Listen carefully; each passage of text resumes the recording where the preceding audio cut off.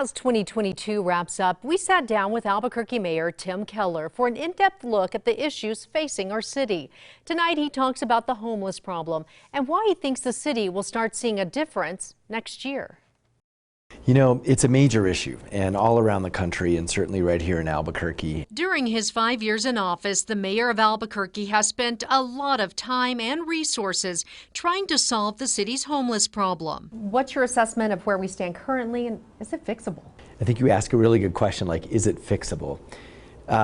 I'm not sure, because it depends on national trends, but I do know there are major things that we have in the works that are going to make a difference, that I think people are going to, when they drive through Albuquerque or they're out and about, they're going to notice a difference. Mayor Tim Keller points out 3 things.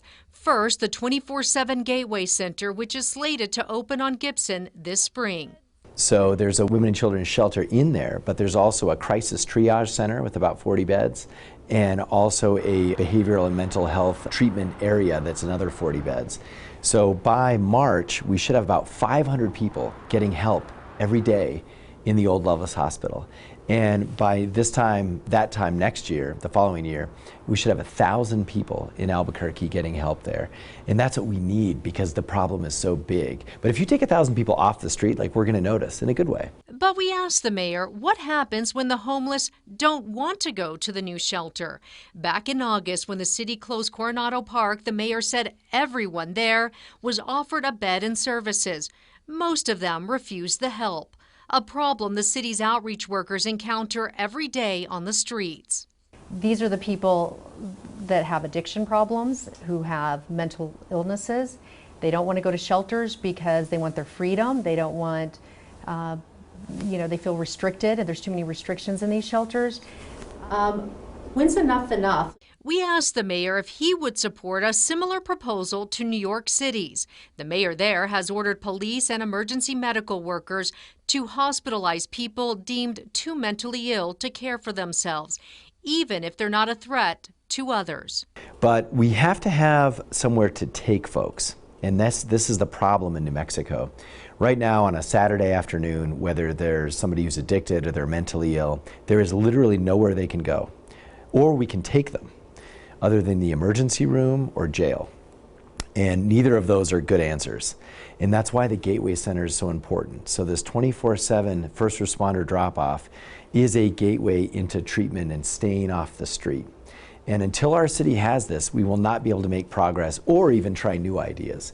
Because right now what they're trying in New York would never work with our consent decree. It would also never work with where we're at with behavioral health. It's just not even feasible here. But if they say, I don't want to get the help, what do you do?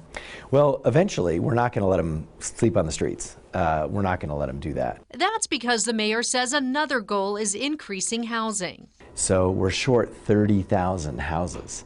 And this has now been sort of well studied. And so right now, going through council in this winter are some zoning changes that are going to determine the future of Albuquerque, whether we're going to be sort of flat and spread out, sort of like a Dallas or a Phoenix, or whether we're going to sort of grow with more infill with casitas and things like that. That will all be determined this winter, and it'll define our city landscape for a decade. And with more housing, increased number of housing vouchers, or increased availability of housing, and then we can actually say, yeah, you can't just live on the street. I mean, that's the end goal. But it's also because you can actually go to shelter or housing. And the mayor's third plan to help with homelessness, he says, is already working. The city's new community safety department, a team responding to 911 calls for mental health, substance use, and homelessness. That is an alternative response. It's taking 21,000 calls away from APD, and a lot of them are down and outs or addiction issues or mental health. We also asked the mayor about the controversial plan for sanctioned homeless camps across the city. But I've never said it's really going to move the needle on homelessness in the city. It was actually council's idea that I agreed to, and then they changed their mind. So I think this is, really, it's much ado about a small thing. And I just think it's a tiny tool, and I need every tool, so I'll take a tiny one. It's tiny, except if it's happening in your neighborhood, where they're proposing one on the west side, one near I-25 in Manal. It's not tiny to them, who are worried about these encampments being, even if they're safe outdoor spaces, worried about just their property values, worried about their kids playing outside, worried about their elderly, we've had an elderly family complaining because they're right next door to the one that's proposed at that church on the west side. What do you say to those people? We might not do them. So I'll listen to their input. Some places make sense for them and some don't. Right now there are 0. So I don't think this is going anywhere fast, anywhere in our city, and we're not spending a lot of time and effort on it. We're just asking for the flexibility to experiment. He says to tackle the city's homeless problem, he's had to make tough decisions. No one wants any of this in their neighborhood, but the reality is it's here anyway. And I would rather have a safe, secure place where people can get treatment than just people sleeping in my yard. And that's the fundamental choice for the whole city. And so, these treatment centers have to go somewhere. And I represent the whole city. And so I will certainly look on an individual basis what makes sense and what doesn't. But in general, we have to build more housing and we have to have more shelter space, and we got to put them somewhere in the city.